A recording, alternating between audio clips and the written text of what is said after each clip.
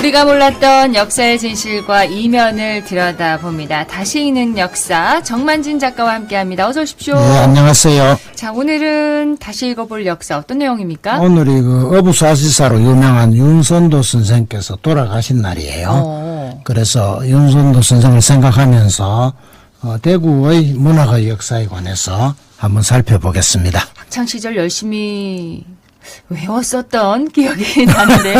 어부사시사. 예, 역사는 문자를 사용해서 이제 기록을 해야 성립되는데 우리나라 문자는 한글이잖아요. 세종대왕 때 창제됐습니다.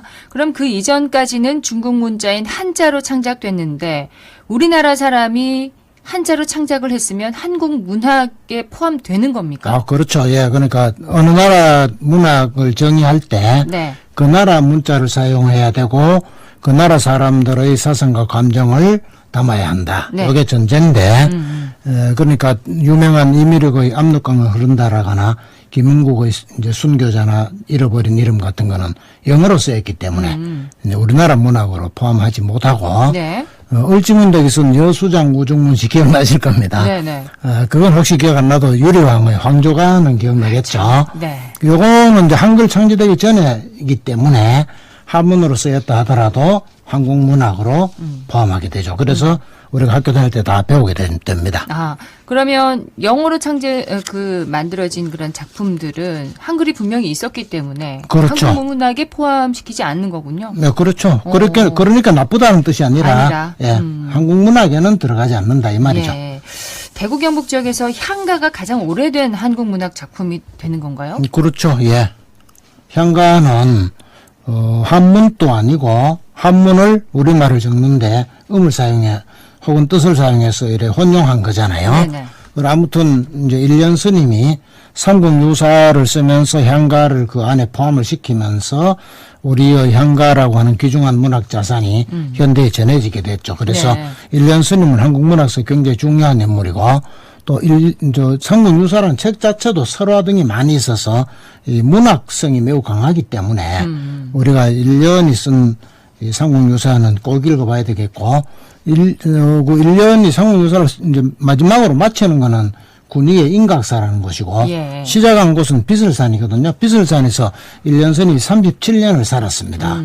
그래서 비설산의 대견사라거나 청도, 비설산에서 청도로 넘어가는 용천사라는 절이라거나 또 이제 삼국유사를 집필하는 계획을 세우고 실제로 집필했다고도 생각되는 인흥서원이라거나 이런 곳은 삼국유사와 관련해서 우리가 꼭 답사를 해볼 장소라고 말씀을 드립니다. 그럼 고려시대를 대표하는 분이 일련 스님이라면 조선시대를 대표하는 작가는 어떤? 조선시대는 이제 뭐 시민들이 많이 아시지 싶은데 이제 서거정이라는 분이 계셨는데 대구의 시비영이라고 해서 뭐 보통 말로 대구의 굉장히 경치가 좋은 10곳을 노래한 시가 있어요.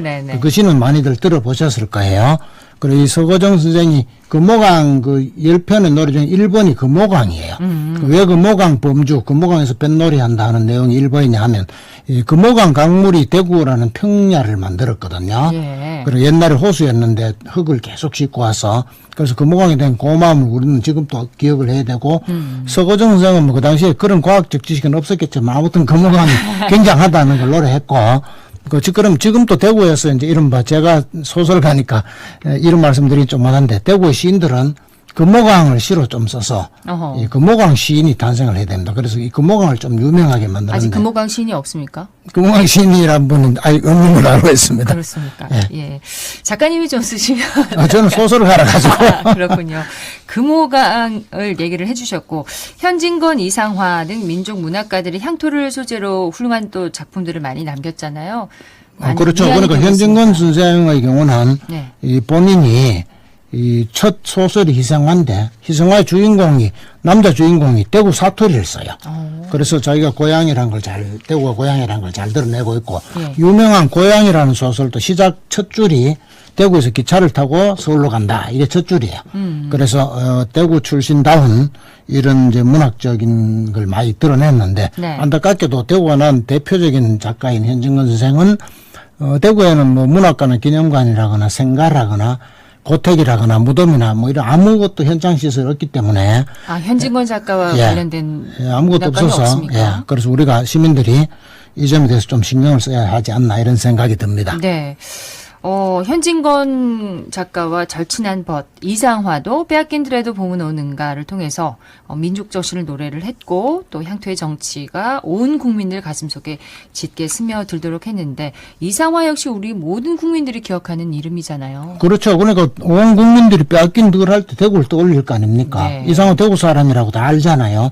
그래서 이 문학인을 포함해서 예술가들이 자기 향토 지역에 복무하거나 지역을 이제 자랑스럽게 만들 수 있는 훌륭한 인물들이라는 걸 우리가 늘 기억할 필요가 있고, 또 아까 말씀드린 것처럼 시인이나 소설가나 화가나 뭐 어떤 예술가들은 자기 향토를 좀 어떻게 잘 형상을 해서 네. 자기 예술적 성취도 이루고 고향 향토도 좀 뽐내주는 이런 일을 할 필요가 있다라고 말씀드립니다. 그렇습니다.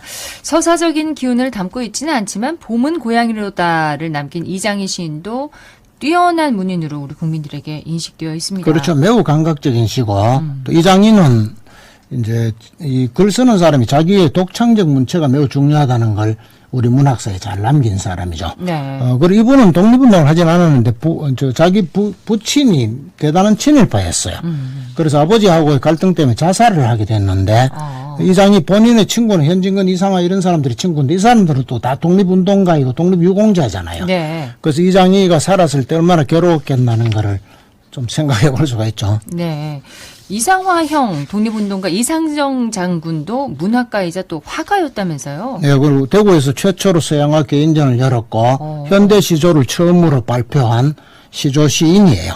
그 이상화, 이상정은 형제간인데 이분들이 독립운동도 하고 또 뛰어난 예술적 능력을 발휘한 거는 우연서로에서 배웠기 때문인데, 우연서로가 뭐냐면은 이 사람들의 할아버지인 이동진 선생과 예. 큰아버지인 이류 선생이 설립한 민족계몽교육기관이에요. 우현서로. 예. 그래서 이제 그 우연서로에서 배웠기 때문에 그렇게 됐다고 볼 수 있고, 그 다음 이동진 선생과 이류 선생들도 굉장히 훌륭한 한시를 많이 남겨 있어요.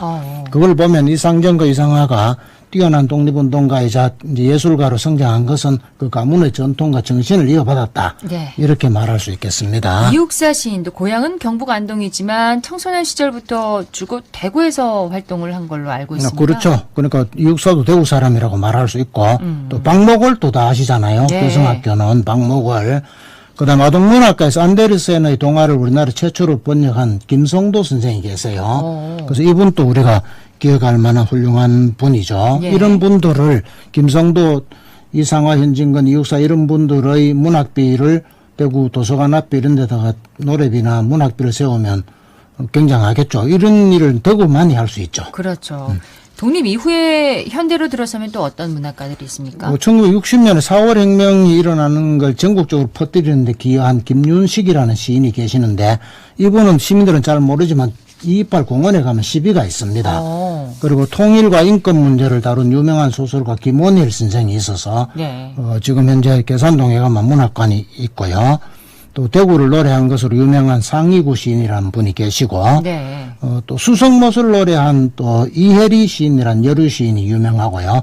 근래에 들어서는 그 현진건의 생애를 서사시로 쓰고 있는 최영이라는 시인이 그렇군요. 주목을 받고 있습니다. 오늘은 어부사시사 윤선도 선생의 타계를 맞아서 대구 문학의 역사를 살펴봤습니다. 정만진 작가였습니다. 고맙습니다. 네, 감사합니다.